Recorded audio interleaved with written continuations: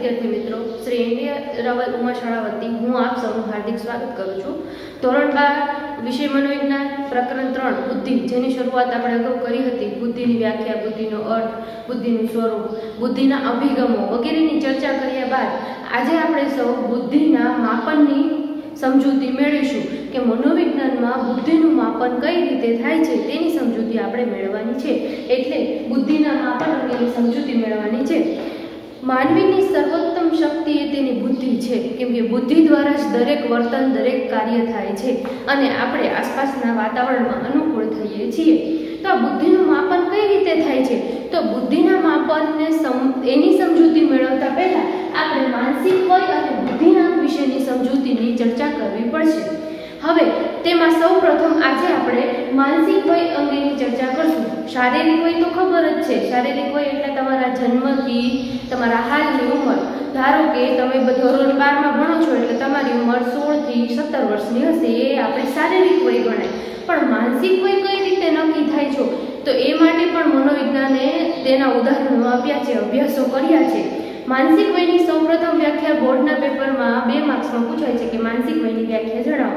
तो कि मानसिक वय एटले व्यक्ति जे पर्यावरण में रहे छे तेना संबंध में तेनी मानसिक विकासनी कक्षाने मानसिक वय कहेवामां आवे छे। फरीथी व्यक्ति जे पर्यावरण में रहे छे तेना संबंध में तेनी मानसिक विकासनी कक्षाने मानसिक वय कहेवामां आवे छे। हवे व्याख्याने વધુ સમજવા માટે આપણે એક ઉદાહરણ લઈએ કે ઉદાહરણ દ્વારા આપણે સમજૂતી મેળવશું કે માનસિક વય કેવી રીતે શોધવામાં આવે છે। ધારો કે કોઈ બાળકની આપણે માનસિક વય શોધવી છે, તમારી જ હાલની ઉંમર, જેમ કે વિદ્યાર્થી મિત્રો ધોરણ 12 માં તમે ભણો છો તો તમારી હાલની ઉંમર ધારી લઈએ 16 વર્ષ છે। તમારી બુદ્ધિનું માપન મારે કરવું છે તો 16 વર્ષની થી નીચેની વધારે 16 એટલે 2-3 વર્ષ નીચેની મારે તમારી માનસિક વયથી શરૂઆત કરવી પડશે। એટલે તમે 16 વર્ષના છો તો 14 વર્ષથી આપણે બુદ્ધિ કસોટીઓ હું તમને આપીશ, તમારે એના પ્રશ્નના જવાબ આપવા અને તેના આધારે માનસિક વય નક્કી થાય છે। હવે ધારો કે મેં તમને 14 વર્ષથી બુદ્ધિ કસોટીઓ આપી દીધી તો દરેક બુદ્ધિ કસોટીમાં, દરેક વર્ષની બુદ્ધિ કસોટીમાં 6 પ્રશ્ન હોય છે।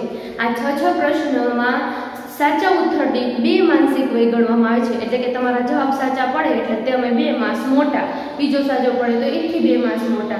हवे तमे बुद्धि कसोटी आपवानी शरूआत करी दीधी तो तेमां सौप्रथम तमे 14 वर्षनी बुद्धि कसोटी आपी, केम के तमे तो 16 वर्षना छो तो 14 वर्षनी बुद्धि कसोटीना जवाब साचा पड़शे, 15 वर्षनी बुद्धि कसोटीना जवाब साचा पड़शे, 16 वर्षमाना तो तमे छो एना साचा पड़शे।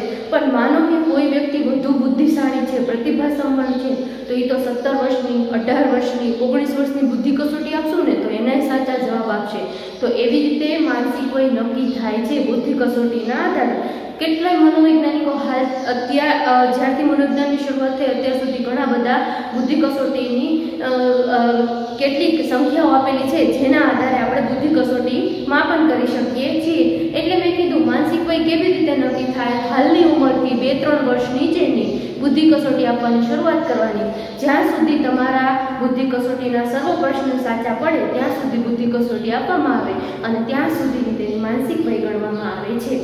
હવે માની લો કે જન્મ તારીખના આધારે આપણી શારીરિક વય નક્કી થાય છે। મેં કીધું જ્યાંથી જન્મ થયો હોય એ દિવસથી હાલની ઉંમરને આપણી શારીરિક વય ગણવામાં આવે છે। પણ માનસિક વય એક મુજબ નથી। માનસિક વય એ શારીરિક વયથી ઓછી વધુ હોઈ શકે છે। હવે કેવી રીતે? તો કે પ્રતિભાશાળી એટલે કે ટેલેન્ટેડ લોકો જે હોય છે દુનિયામાં એની શારીરિક વય કરતાં એની માનસિક વય વધુ હોય છે। એટલે એ ભલે ઉંમર 20 વર્ષનો હોય પણ 40 વર્ષના વ્યક્તિ જેટલો એનો અનુભવ ના હોય પણ એની બુદ્ધિ એટલી હોય છે કે એ 40 વર્ષના વ્યક્તિ જેટલું કામ કરી શકતો હોય છે। એટલે માનસિક વય એની શારીરિક વય કરતાં વધારે। અને ઘણીવાર એવું બને છે કે શારીરિક વય કરતાં માનસિક વય નીચી હોય છે કે 20 વર્ષનો તરુણ હોવા છતાં 10 વર્ષના બાળક જેવું કામ કરતો હોય છે તો એ મનોદુર્બળ વ્યક્તિ છે। શારીરિક ઉંમર તો હોય છે પણ માનસિક વયમાં વધુ વધઘટ જોવા મળે છે। ઉંમરથી વધારે માનસિક વય હોય તો તમે પ્રતિભાશાળી છો, તમે ગિફ્ટેડ, ટેલેન્ટેડ છો એવું ગણવામાં આવે। અને ઉંમરથી જો આપણી બુદ્ધિ નીચી હોય તો માનસિક વય નીચી હોય તો આપણે મનોદુર્બળ, કોઈ પણ વ્યક્તિ મનોદુર્બળ છે એવું ગણી શકાય છે। આ આપણે માનસિક વયની વાત કરી। હવે આપણે બુદ્ધિઆંકની વાત કરશું। બુદ્ધિઆંકની એક માર્કનો એમસીક્યુ છે બુદ્ધિલબ્ધિ પણ કહેવામાં આવે છે. 1 માર્કનો એમસીક્યુ બુદ્ધિ આંકને બીજા કયા નામે ઓળખવામાં આવે છે? બુદ્ધિલબ્ધિ. બુદ્ધિઆંકનો ખ્યાલ કોણે આપ્યો? સ્ટર્ને આપ્યો હતો. અને આ બુદ્ધિ ના આંક દ્વારા આપણે બુદ્ધિના કક્ષાની સમજૂતી મેળવશું. તો એના માટે સૂત્ર આપણે અગાઉ પણ જોયું હતું કે બુદ્ધિઆંક બરાબર માનસિક વય છે શારીરિક વય ગુણ્યા 100. હવે મેં તમને અત્યાર સુધી ચર્ચા કરી કે શારીરિક વય, માનસિક વય. હવે બુદ્ધિઆંક શોધવામાં કઈ રીતે આવે છે? તો અહીંયા એક સરસ મજાનું ઉદાહરણ આપણે લીધું છે કે એક બાળકની હાલની ઉંમર 7 વર્ષ અને 6 માસ છે. 7 વર્ષ અને 6 મહિનાનું એક બાળક છે. એની માનસિક વય એને આપી દીધી છે 108 છે. તો હવે એનો બુદ્ધિઆંક શોધો. તો હવે તમે સૌપ્રથમ પહેલા આપણે ઉંમર, તો ઉંમર બરાબર આપણે કરવાનું છે 7 વર્ષ. 7 વર્ષ એટલે કેટલા થયા? તો કે 12 મહિનાનું 1 વર્ષ એવા 7 વર્ષ એટલે કેટલા થાય? 12 + 7 = 84. 84 મહિના હતા, ઉપરના 6 મહિના એટલે વત્તા કર્યું 6 એટલે ઈ બાળક કુલ કેટલા મહિનાનું? 6 × 4 = 10, વધી પડી 1 8 ને 9. ઈ બાળક કુલ 90 માસ અથવા તો 90 મહિનાનું થયું કહેવાય. ઉંમર એની 7 વર્ષ પણ મહિનામાં એને વિભાજિત કરવાથી એની ઉંમર હાલની 90 માસ થાય છે. એટલે આપણી પાસે શારીરિક વય આવી ગઈ. આ બધી શારીરિક વય. હવે સૂત્રમાં મૂકો. IQ જે ઉપર લખેલો છે IQ બરાબર MA/CA × 100. તો MA એટલે એની મેન્ટલ એજ. મેન્ટલ એજ કેટલી હતી? તો કે 108. પછી CA એટલે એની શારીરિક વય કેટલી આવી? 90 અને ગુણ્યા 100. હવે અહીંયા તમે જોશો મેન્ડોમેન્ટ ઉઠી ગયું ને 12 * 9 = 108. હવે 12 × 120. તો આ બાળકનો બુદ્ધિઆંક કેટલો આવ્યો? 120. એટલે સામાન્ય કરતાં પણ એનો બુદ્ધિઆંક વધુ છે. એટલે એક સારો પ્રતિભાશાળી વ્યક્તિ છે, બાળક છે એવું કહી શકાય. તમારા બોર્ડની એક્ઝામમાં આ પ્રશ્ન 2 માર્કમાં પૂછાય છે કે બુદ્ધિઆંક સૂત્ર સહિત સમજાવો. તો તમારે એ સમજાવવાનું રહે કે બુદ્ધિઆંકને બુદ્ધિલબ્ધિ પણ કહેવામાં આવે છે. બુદ્ધિઆંક વિશેનો ખ્યાલ એ સ્ટર્ને આપ્યો હતો. બુદ્ધિઆંક દ્વારા બુદ્ધિ કક્ષાની સમજૂતી મળે છે. ઉદાહરણ તરીકે કોઈ બાળકની ઉંમર 7 વર્ષ અને 6 માસ છે, તેની માનસિક વય 108 છે. તો બુદ્ધિઆંક શોધો. બુદ્ધિઆંક બરાબર માનસિક વય છેદમાં શારીરિક વય ગુણ્યા 100. એની માનસિક મેં તમને કીધું હતું માનસિક વય 108, શારીરિક વય આપણે શોધી 7 વર્ષને મહિનામાં વિભાજિત કરી 14 આવ્યા, 84 આવ્યા અને 6 મહિના બીજા એટલે કુલ 90 મહિના. આ 90 મહિનાની નીચે મૂક્યા ગુણ્યા 100 અને એને જે ડિવાઈડ કરતા 120 આવ્યો એટલે એ બાળકનો બુદ્ધિઆંક 120 થયો. આ રીતે બુદ્ધિઆંક માપવામાં આવે છે અને કોઈ પણ વ્યક્તિની બુદ્ધિ કક્ષા કેટલી છે એ જણાવવામાં આવે છે. આમ મનોવિજ્ઞાનમાં બુદ્ધિનું માપન એ માનસિક વય અને બુદ્ધિઆંક દ્વારા કરવામાં આવે છે. આમાંથી ઘણા બધા પ્રશ્નો માનસિક વયની વ્યાખ્યા, બુદ્ધિઆંકનું સૂત્ર, બુદ્ધિઆંકની સમજૂતી કોણે આપી, બુદ્ધિઆંકનું સૂત્ર સમજાવો, ઘણા બધા પ્રશ્નો આવી ગયા જે તમારા બોર્ડની એક્ઝામમાં એકાદો પ્રશ્ન તો હશે. હવે આ પૂરું થયા પછી આપણે બુદ્ધિઆંકનું વિતરણ સમજીશું. બુદ્ધિઆંકનું વિતરણ શું છે? તો તમને એમ થશે હવે વિતરણ શું છે? તો અહીંયા 120 બુદ્ધિઆંક આવ્યો તો આપણે 120 છે શું પૂરું કે આ વ્યક્તિની કે બાળકની ઉંમર 120 છે પૂરું? શું 120 શું છે? તો 120 માટે એ લોકોએ કોષ્ટક આપ્યું છે કે આટલાથી આટલી બુદ્ધિ ધરાવનાર એ આવા વ્યક્તિ કહેવામાં, આવું બાળક કહેવામાં આવે છે. એટલે એને બુદ્ધિઆંકનું વિતરણ કહેવામાં આવે છે. હવે તમને ખબર હશે કે દરેક વ્યક્તિ વચ્ચે એની બુદ્ધિમાં ભિન્નતા હોય છે, તફાવત. દરેકની બુદ્ધિ સરખી હોતી નથી. તમે પણ એક ક્લાસમાં બેસો છો, દરેકની બુદ્ધિમાં થોડો તફાવત જોવા મળતો હોય છે. કોઈ એવો વ્યક્તિ છે જે બહુ હોશિયાર હશે અને કોઈ એક વ્યક્તિ છે જેને ટીચર 5-7 વાર સમજાવે છતાં પણ નથી આવડતું. તો આપણા આ બુદ્ધિની બાબતમાં તફાવત જોવા મળે છે. તમે ઉદાહરણ જ લઈ લો. મેં પહેલા જ તમને આલેખમાં કીધું હતું, સામાન્ય સંભવિતતાના આલેખમાં, કે દુનિયામાં 2% એવા લોકો છે જે સારી બુદ્ધિ, પ્રતિભાશાળી બુદ્ધિ ધરાવે છે અને 2% લોકો એવા પણ છે જે મંદ બુદ્ધિ, મનોદુર્બળતાના હોય છે. હવે આપણે તમને આ પ્રશ્ન બુદ્ધિઆંકનું વિતરણ એ 3 માર્ક્સમાં પૂછાય છે. તો એમાં બુદ્ધિઆંક આપેલો છે, કેટલાથી કેટલી બુદ્ધિ, એને કઈ બુદ્ધિ કહેવામાં આવે અને એવા દુનિયામાં કેટલા ટકા લોકો છે. હવે હું તમને વિરોધીમાં ઉપર નીચેથી સમજાવીશ એટલે કોષ્ટક વધુ યાદ રહી જાય. 3 માર્ક્સમાં કોષ્ટક દોરવું પડશે. પહેલું છે 70 થી નીચેની જેની કહેવાય એવા દુનિયામાં 2% લોકો છે. એટલે મનોદુર્બળ લોકો 2% છે, જેની 70 થી નીચે બુદ્ધિ છે. એની સામે આપણે નીચે જોઈએ તો જેની બુદ્ધિ 130 થી વધુ છે, જે પ્રતિભાશાળી છે, એ પણ 2% લોકો છે. એટલે એક કેવા થયા મનોદુર્બળ લોકો સામે પ્રતિભાશાળી, બંને 2% છે. મનોદુર્બળને માનસિક પડકારરૂપ કહેવાય અને જેને સારી બુદ્ધિ છે એને પ્રતિભાશાળી બુદ્ધિવાળા કહેવામાં આવે છે. પછી જોઈએ જેની 70 થી 79 બુદ્ધિ છે, સીમાવર્તી બુદ્ધિ, વધુ મનોદુર્બળ જેટલું નહીં કામ કરી શકે પણ સામાન્ય લોકો જેટલું કામ કરી શકે નહીં, એટલે એને સીમાવર્તી બુદ્ધિ કીધી. એવા દુનિયામાં 6.70% લોકો રહેલા છે. એની સામે પાછું જોઈએ તો 130 થી નીચે જશે. હવે 120 થી 130 ઉચ્ચ બુદ્ધિ ધરાવનારા, જે આ બાળકનો બુદ્ધિ આકાર હતો, બરોબર ને, તો એ ઉચ્ચ બુદ્ધિમાં આવે. એવા પણ 6.70% લોકો દુનિયામાં રહેલા છે. ત્યારબાદ 80 થી 89 એ નિમ્ન સરેરાશ બુદ્ધિ કહેવાય, 16.10%. એની સામે 110 થી 119 એ ઉચ્ચ સરેરાશ બુદ્ધિ. જો ઓલી નિમ્ન સરેરાશ હતી સામે ઉચ્ચ સરેરાશ આવી, એવા 16.10% બે દુનિયામાં લોકો રહેલા છે. અને એ સિવાય જે વૈધાનિક દુનિયામાં 90 થી 109 સરેરાશ બુદ્ધિ ધરાવનારા દુનિયામાં 50% લોકો છે. MCQ છે તમારામાં કે સરેરાશ બુદ્ધિ અથવા સામાન્ય બુદ્ધિ એટલે કેટલી બુદ્ધિ? તો 90 થી 109 ની બુદ્ધિ એ માનસિક સરેરાશ બુદ્ધિ તરીકે ઓળખવામાં આવે છે. દેશ અને દુનિયામાં બુદ્ધિ આવી ધરાવનારા લોકોમાં થોડો તફાવત જોવા મળતો હોય છે. સ્થળ કાળની દ્રષ્ટિએ આમાં થોડો ઘણો ફેરફાર થાય, બાકી સર્વ જગ્યાએ આ જે તમને વર્ણન કરવામાં આવ્યું છે એ લાગુ પડી શકે છે. હવે આપણે ચર્ચા કરી બુદ્ધિનું આંકનું વિતરણ. એમાં બુદ્ધિ આંકના વિતરણમાં બે મુખ્ય બાબત, એક 70 થી નીચેવાળા અને 130 થી વધુવાળાની હવે આપણે ચર્ચા કરવાની છે. તેમાં સૌપ્રથમ આપણે 130 થી વધુ એવા પ્રતિભાશાળીની ચર્ચા અહીંયા કરશું, જે દુનિયામાં 2% લોકો રહેલા છે. પ્રતિભાશાળી, જેને અંગ્રેજીમાં ગિફ્ટેડ, ટેલેન્ટેડ, જીનિયસ તરીકે ઓળખવામાં આવે છે.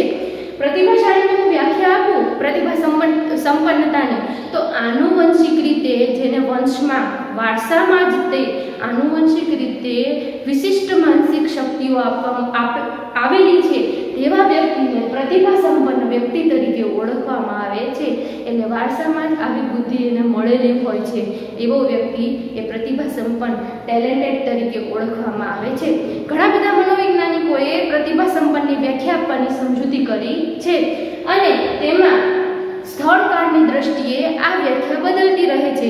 અત્યારના હાલના સમયમાં જોઈએ તો બુદ્ધિ એટલે ખાલી બોધાત્મક નહીં, બોધાત્મક, શારીરિક, આવેગિક, માનસિક, સામાજિક અને સૌંદર્યલક્ષી આવા ઘણા બધા ક્ષેત્રોમાં બુદ્ધિની અથવા તો પ્રતિભા સંપન્નતાની જુદી જુદી વ્યાખ્યાઓ આપવામાં આવેલી છે. પણ સૌ પ્રથમ 1925માં ટર્મને આ પ્રતિભા સંપન્ન વ્યક્તિનો અભ્યાસ કરવાની શરૂઆત કરી હતી અને તેણે આ પ્રતિભા સંપન્ન ઓળખવા માટેની બુદ્ધિ કસોટીની ઉપયોગ કરી અને પ્રતિભા સંપન્ન લોકોને ઓળખવાની શરૂઆત કરી હતી. એટલે તમારો 1 માર્કનો MCQ છે કે પ્રતિભા સંપન્નતાને ઓળખવાની સૌપ્રથમ શરૂઆત કોણે કરી હતી? તો ટર્મને. ક્યારે કરી હતી? 1925માં. બે પ્રશ્ન ત્યાં. ત્યારબાદ જોસેફ રેન્ઝુલ નામના મનોવૈજ્ઞાનિકોએ એવું કીધું કે પ્રતિભાશાળી વ્યક્તિમાં મુખ્ય 3 ઘટકો રહેલા હોય છે. જે સારી બુદ્ધિ, ઉચ્ચ બુદ્ધિ ધરાવનાર છે પ્રતિભાશાળી, એનામાં મુખ્ય 3 ઘટકો રહેલા છે. કયા? તો કે એનામાં ઉચ્ચ બુદ્ધિ હોય છે, ઉચ્ચ સર્જકતા, કંઈક ને કંઈક નવું બનાવતા રહે વિશિષ્ટ રીતે, અને ઉચ્ચ પ્રેરણા પણ હોય છે. એને બહારથી કંઈ પ્રેરણા દેવાની જરૂર નથી પડતી કે તું વાંચવા બેસ, તું ભણ, તું આવું કર. એનામાં આંતરિક જ એવી પ્રેરણા ઉચ્ચ રહેલી હોય છે. એ સતત કંઈક નવું કરતો રહે છે. એટલે અહીંયા પણ 1 માર્કનો પ્રશ્ન જોસેફ રેન્ઝુલે પ્રતિભાશાળી માટેના ઘટકો કયા આપ્યા છે? ઉચ્ચ બુદ્ધિ, ઉચ્ચ સર્જકતા અને ઉચ્ચ પ્રેરણા. હવે આપણે પ્રતિભાશાળીની વ્યાખ્યા લીધી, એને અંગ્રેજીમાં શું કહેવાય, તેનો અભ્યાસ કોણે કર્યો એ સમજ્યા બાદ પ્રતિભા સંપન્નતાને ઓળખવાની રીત, પ્રક્રિયાની અહીંયા ચર્ચા કરશું કે હવે આ જે દુનિયામાં લોકો રહેલા છે એને ઓળખવા કઈ રીતે? તો કે એના માટે બુદ્ધિ કસોટી અને સિદ્ધિ કસોટીનો ઉપયોગ થાય છે. પ્રતિભા સંપન્ન વ્યક્તિને ઓળખવા માટે બુદ્ધિ કસોટી અને સિદ્ધિ કસોટીનો ઉપયોગ થાય છે. અને સામાન્ય રીતે બુદ્ધિઆંક માર્ક આપી દીધો છે કે આટલો બુદ્ધિઆંક હોય ને તો એ વ્યક્તિ પ્રતિભાશાળી કહેવામાં આવે છે. જે આપણે અગાઉ જોઈ લીધો કયો 130 થી વધુ. તો સામાન્ય રીતે બુદ્ધિઆંક દ્વારા પણ બુદ્ધિ માપવામાં આવતી હોય છે કે 130 થી વધારે જેની બુદ્ધિ હોય એ વ્યક્તિ પ્રતિભા સંપન્ન પ્રતિભાશાળી તરીકે ઓળખવામાં આવે છે. આ સિવાયની આપણે વાત કરીએ તો કેટલીક રીતો છે જે તમારી ચોપડીઓમાં આપેલી છે કે પ્રતિભાશાળીને ઓળખવાની રીતો કઈ, તો પહેલું જ આવશે એની બુદ્ધિ કસોટીમાં આપેલ પ્રાપ્તાંકના આધારે કે એ વ્યક્તિને બુદ્ધિ કસોટી આપો, એમાં પ્રાપ્તાંક એટલે જવાબ જે સાચા પડ્યા હોય અને છેલ્લે જે માર્ક્સ મળે એના આધારે એની બુદ્ધિઆંક માપીને પ્રતિભાશાળી કહેવામાં આવે. બીજી રીત છે શિક્ષકોનો અભિપ્રાય. એ બાળક સ્કૂલમાં કોલેજમાં ભણે છે, શિક્ષક અભિપ્રાય આપે, શાળાનો એનો અભિપ્રાય, તો એના દ્વારા પણ એની પ્રતિભા સંબંધિતા ખબર પડી જાય. પછી આવે મા બાપનું મૂલ્યાંકન બાળક વિશેનું કે મા બાપ શું એનામાં જોયું, બાળકમાં શું એને દેખાણ કે એને પ્રતિભાશાળી દેખાણ, એટલે મા બાપનો અભિપ્રાય અથવા મા બાપનું મૂલ્યાંકન. એ સિવાય એનું સ્વ આયોજન છે, સ્વ મૂલ્યાંકન, બાળકનું પોતાનું તે સામાજિક આવેગિક પરિપક્વતા કે સમાજમાં કેવી રીતે રહે છે, એના આવેગો કેવા છે, આ પરિપક્વતાનો આંક પણ તે પ્રતિભા સંપન્નતાની ઓળખ આપે છે. એટલે ટૂંકમાં પ્રતિભા સંપન્ન ઓળખવાને 4 રીતો મુખ્ય છે. પહેલું તો કે બુદ્ધિ કસોટીમાં મળેલ પ્રાપ્તાંકના આધારે. બીજું શાળાકીય અભિપ્રાય, શિક્ષકોના અભિપ્રાય દ્વારા ખબર પડે. ત્રીજું માતા પિતાના મૂલ્યાંકન દ્વારા ખબર પડે કે બાળક કેટલું પ્રતિભાશાળી છે. અને ચોથું કે બાળકનો સામાજિક આવેગિક પરિપક્વતાનો આંક, જેના દ્વારા તેનો બુદ્ધિ એ પ્રતિભાશાળી છે કે નહીં એ ખબર પડી શકે છે. આ સિવાય પ્રતિભાશાળીના લક્ષણો જે હવે પછી આપણે આગળ ભણીશું, એટલે આના દ્વારા બુદ્ધિ અંગેની સમજૂતી અથવા તો પ્રતિભાશાળી છે, મનોદુર્બળ છે, સામાન્ય છે, જેની સમજૂતી આપણને મળે છે. હવે આપણે સૌ પ્રતિભા સંપન્નતાના લક્ષણો, પ્રતિભા સંપન્નની આપણે વાત અગાઉ અત્યારે કરી જ કે જેને ટેલેન્ટેડ, ગિફ્ટેડ, જીનિયસ કહેવામાં આવે છે. અને એવા દુનિયામાં 2% લોકો છે જે વિશિષ્ટ માનસિક શક્તિઓ ધરાવતા હોય છે. એવા પ્રતિભા સંપન્નતાના લક્ષણો, એ વ્યક્તિ જે પ્રતિભા સંપન્ન છે તેના લક્ષણો કયા કયા હોય છે, તો તેની વાત આપણે સૌ કરીએ. પ્રતિભા સંપન્નતાની વ્યાખ્યા લીધી ત્યારે આપણે જોયું હતું કે પ્રતિભાશાળી વ્યક્તિમાં ઉચ્ચ બૌદ્ધિક ક્ષમતા હોય છે, એટલે બૌદ્ધિક કાર્ય કરવાની ક્ષમતા ઉચ્ચ હોય છે અને વિશિષ્ટ માનસિક શક્તિઓ ધરાવનારા હોય છે. આ અંગે ઘણા મનોવૈજ્ઞાનિકોએ અભ્યાસો કર્યા અને એના આધારે આ બધા લક્ષણો અહીંયા ભેગા કરી અને પ્રતિભા સંપન્નતાના લક્ષણો આપ્યા હતા. આ પ્રશ્ન પરીક્ષામાં 3 માર્ક્સમાં પૂછાય છે કે પ્રતિભા સંપન્નતાના લક્ષણોને વિસ્તારથી સમજૂતી આપો. પહેલું છે ઊંચું સ્વગૌરવ અને ઊંચી સ્વક્ષમતા હોય છે. પોતાના પ્રત્યે જે સ્વગૌરવ, આત્મગૌરવ ઊંચું હોય છે, કેમ કે પોતાના પાસે બુદ્ધિ ક્ષમતા ઊંચી છે એટલે આત્મગૌરવ હોય તે સ્વગૌરવ ઊંચું હોય છે. અને સ્વક્ષમતા એટલે સ્વ કાર્યક્ષમતા, કાર્ય કરવાની ક્ષમતા પણ ઊંચી હોય છે. બીજું પોઈન્ટ છે સર્જનાત્મક અને મૌલિક હોય છે. જો જેની બુદ્ધિ વધારે હોય, પ્રતિભાશાળી હોય છે, એ સર્જનાત્મક કંઈક નવું બનાવનારા, સર્જન કરનારા એવા સર્જનાત્મક કૌશલ્ય ધરાવે છે. અને મૌલિક હોય છે, મૌલિક એટલે પોતાની રીતે કંઈક અલગ બનાવનારું. તમને નિબંધ લખવા આપી છે ત્યારે નીચે સૂચના લખેલું છે કે પોતાના મૌલિક વિચારો લખો, તો એ વ્યક્તિના વિચારો કંઈક અલગ, બીજા લોકોથી અલગ પડતા હોય છે, એટલે કે મૌલિકતા પણ એનામાં વધુ હોય છે.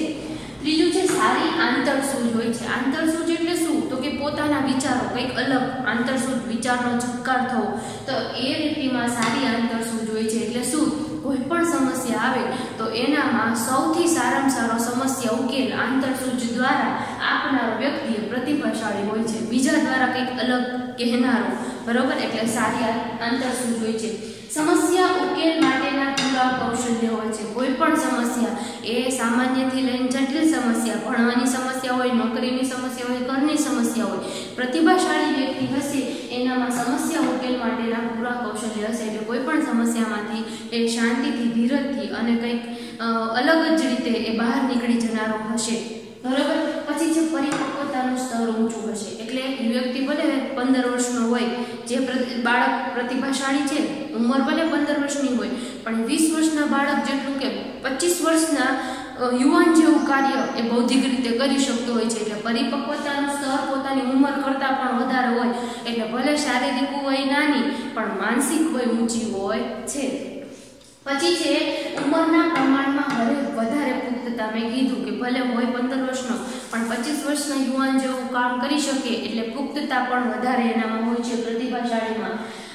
એક કે વધારે ક્ષેત્રમાં સર્જનાત્મકતા. પ્રતિભાશાળી જે વ્યક્તિ તમારા જ ક્લાસમાં કોઈ હોશિયાર વ્યક્તિ હશે ને તો એ ક્લાસમાં પણ ફર્સ્ટ આવતો હશે.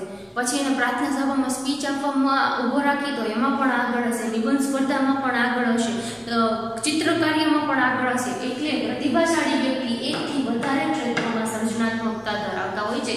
અહીંયા તમને મેં ઉદાહરણ આપ્યા છે. દાખલા તરીકે સંગીત, કલા, ડિઝાઇન, લેખન, આવા ઘણા ક્ષેત્રોમાં એક નહીં એકથી વધારે ક્ષેત્રોમાં એ સર્જનાત્મકતા ધરાવે છે. પછી છે સ્વવિવેચક અને તાર્કિક મૂલ્યાંકન. જો કોઈ પણ કાર્ય કર્યું હોય ને એની આલોચના એને બીજાને પોતે કરેલા કાર્યની પોતે જ આલોચના કરશે કે ના આ મેં કર્યું છે એમાં આ ભૂલ હતી, એટલે પોતાના કાર્યની ભૂલ પોતે જ કરી સ્વીકારી અને પોતે કંઈક નવું બનાવવાનો પ્રયત્ન એ પ્રતિભાશાળી કરી શકે છે. એટલે એને કીધું છે સ્વવિવેચક કરનારો હોય છે. અને તાર્કિક મૂલ્યાંકન એટલે કોઈ પણ વસ્તુ હોય ને એનું વધારેમાં વધારે મૂલ્યાંકન કરી કે ભવિષ્યમાં એનું પરિણામ શું આવશે એવું તાર્કિક મૂલ્યાંકન કરનારો પણ હોય છે.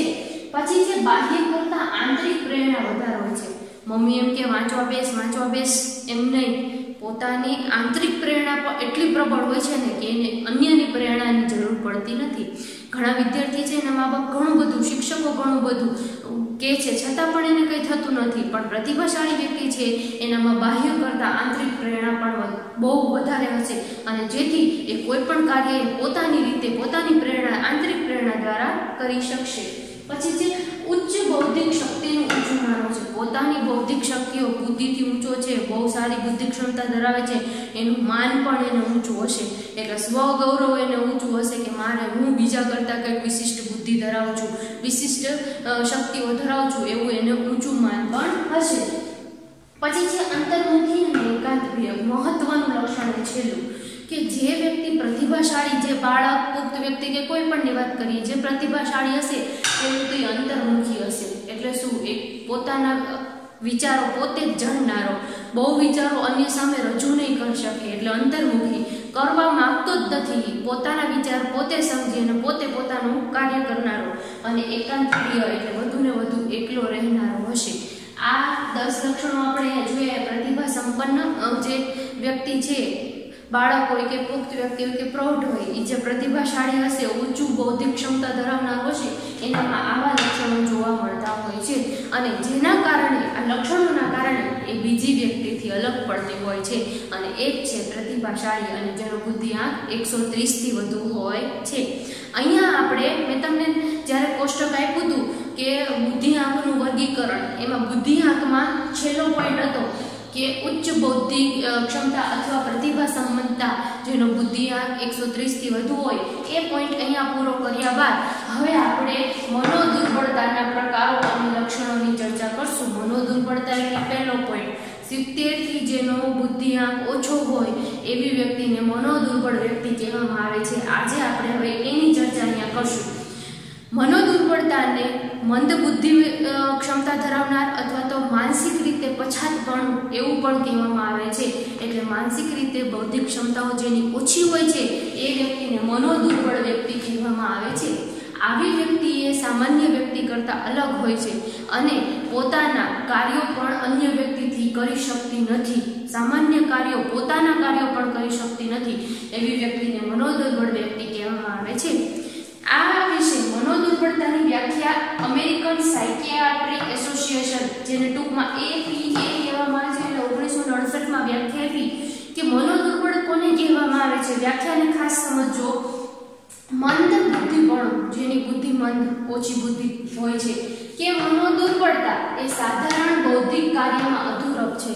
સાધારણ બૌદ્ધિક કાર્યો પણ કરી શકતા નથી. પહેલો જ પોઈન્ટ, મનોદુર્બળતા એટલે સાધારણ બૌદ્ધિક કાર્યમાં અધૂરપ, જે વિકાસાત્મક તબક્કામાં ઉદ્ભવે છે. એટલે શું વિકાસાત્મક તબક્કા એટલે શું? તો કે બાળક 2 વર્ષનો, 3, 4, 5 જે મોટો થતો જશે ને તમને ખબર પડતી જશે કે આપણું બાળક એ બીજા બાળકથી અલગ છે. 5 વર્ષનું બાળક આ કામ કરી શકે છે, આ બાળક નથી કરી શકતું. એટલે વિકાસના તબક્કામાં જ આ જોવા મળશે કે મંદ બુદ્ધિનો છે. અને જે અધ્યયન એટલે ભણવામાં, શીખવામાં અને સામાજિક અનુકૂલન અને પરિપક્વતા એટલે સમાજમાં અનુકૂલન સાધી શકશે નહીં અને પરિપક્વતા એટલે 15 વર્ષનો હશે અને 5 વર્ષના બાળક જેવું કામ કરતો હશે એટલે પરિપક્વતા અથવા બંનેમાં મંદતા સાથે સંબંધિત છે. પેલું તો મનોદુર્બળ એટલે સાધારણ બૌદ્ધિક કાર્યમાં અધૂરપ જે વિકાસના તબક્કામાં જોવા મળે છે અને જે અધ્યયન, સામાજિક અનુકૂલન અને પરિપક્વતા 3 શબ્દ યાદ રાખવાના. અધ્યયન, સામાજિક અનુકૂલન અને પરિપક્વતા આ તબક્કામાં તે મંદતા સાથે સંબંધિત છે એટલે પેલું અધ્યયન નહીં કરી શકે, સમાજમાં અનુકૂલન સમાયોજન નહીં સાધી શકે અને છેલ્લું છે કે પરિપક્વતા તેનામાં નહીં હોય. 15 વર્ષના હોવા છતાં 5-7 વર્ષના બાળક જેવું કામ કરતું હશે, એના જેવા તોફાન કરતું હશે તો એ મંદ બુદ્ધિ કહેવામાં આવે છે. આ વ્યાખ્યા 2 માર્ક્સમાં પૂછાય છે. મનોદુર્બળતાની વ્યાખ્યા જણાવો. એક જ વ્યાખ્યા તમારા પાઠ્યપુસ્તકમાં છે કે APA અમેરિકન સાયકિયાટ્રી એસોસિએશને આપેલી છે, તમારે પાકી કરવાની રહેશે. અને તમારા અહીંયા પ્રશ્ન બીજો પણ આવે છે કે મનોદુર્બળતા 70 થી કે તેથી ઓછો બુદ્ધિઆંક ધરાવનાર વ્યક્તિને મનોદુર્બળ વ્યક્તિ કહેવામાં આવે છે. એક માર્ક લઈ શકો કે મનોદુર્બળતા ધરાવનાર વ્યક્તિનો બુદ્ધિઆંક કેટલો હોય છે તો 70 થી ઓછો. પ્રશ્નના સ્વરૂપમાં પણ હોઈ શકે છે. 2 પ્રશ્ન થઈ ગયા, એક તો વ્યાખ્યા અને એક બુદ્ધિઆંક. હવે આપણે વાત કરીએ તો મનોદુર્બળ વ્યક્તિને આગળ જ જોયું આપણે કે માનસિક પછાત પણ કહેવામાં આવે છે એટલે તે પોતાને સમાજને લગતી પરિસ્થિતિઓ અથવા પોતાની પરિસ્થિતિઓમાં સમાયોજન સાધી શકતી નથી. કોઈ પણ પ્રવૃત્તિ એ સામાન્ય માણસ જેવી કરી શકતી નથી. હવે આ મનોદુર્બળતા કેવી રીતે નક્કી થાય છે તો એના માટે મનોવૈજ્ઞાનિકોએ મનોદુર્બળતાના 4 પ્રકારો આપ્યા છે. મનોદુર્બળતાના પ્રકારો જોઈએ તો એ પણ APA અમેરિકન સાયકિયાટ્રી એસોસિએશને જ અભ્યાસો દ્વારા આપ્યા છે. હળવી મનોદુર્બળતા, મધ્યમ મનોદુર્બળતા, તીવ્ર મનોદુર્બળતા, અતિ તીવ્ર મનોદુર્બળતા. હવે આપણે આ પોઈન્ટને નીચેથી જોશું, શરૂઆત કરશું. અતિ તીવ્ર મનોદુર્બળતા જેનો બુદ્ધિઆંક 20 થી પણ ઓછો છે એ અતિ તીવ્ર મનોદુર્બળતા. પછી આવે તીવ્ર જે 20 થી 34 જેનો બુદ્ધિઆંક છે અતિ તીવ્ર મનોદુર્બળતા. મધ્યમ મનોદુર્બળતા 35 થી 49 બુદ્ધિઆંક અને હળવી મનોદુર્બળતા એટલે 50 થી 69 બુદ્ધિઆંક. અને 70 તો મેં તમને કીધું તું 70 થી નીચે વાળા હોય બધા મનોદુર્બળ જ કહેવાય. પણ મનોદુર્બળતામાં પણ આ પ્રકારો પાડ્યા છે. આ પ્રકારો પણ 2 માર્ક્સમાં પૂછાય છે એટલે તમારે એના નામ અને એનો બુદ્ધિઆંક કેટલો છે એ લખવું પડે. ત્યારબાદ આપણે જેમ પ્રતિભા સંપન્નના લક્ષણો જોયા હતા કે પ્રતિભા સંપન્ન વ્યક્તિ કેવી હોય છે એ લક્ષણો જોયા હતા, એવી જ રીતે આપણે મનોદુર્બળતાના પણ લક્ષણો જોઈશું. તેમાં સૌથી પહેલું આપણે હળવી મનોદુર્બળતાની વાત કરશું.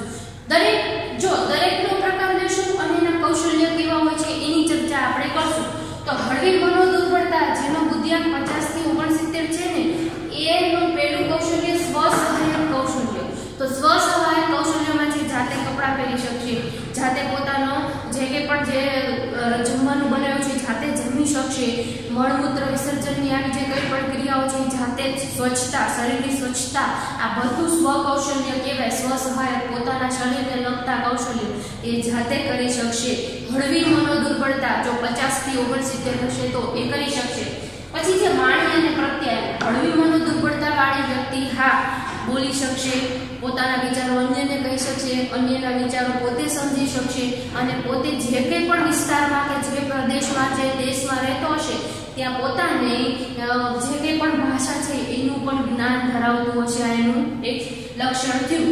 પછી હળવી મનોદુર્બળતાના જો અભ્યાસની વાત કરીએ તો જો એને સારામાં સારું વાતાવરણ, આજુબાજુનું પર્યાવરણ મળશે તો એ 3 થી 6 ધોરણ અને બહુ તો 7 ધોરણ સુધીનો અભ્યાસ કરી શકશે હળવી મનોદુર્બળતા વાળી.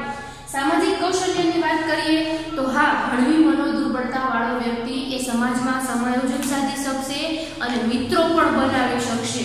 પછી વ્યવસાયની વાત કરીએ તો હળવી મનોદુર્બળતા વાળો વ્યક્તિ વ્યવસાય કરી શકશે અને પોતે થોડી ઘણી એવી હરીફાઈ પણ કરી શકશે, બાકી બીજા જેવી હરીફાઈ નહીં કરી શકે.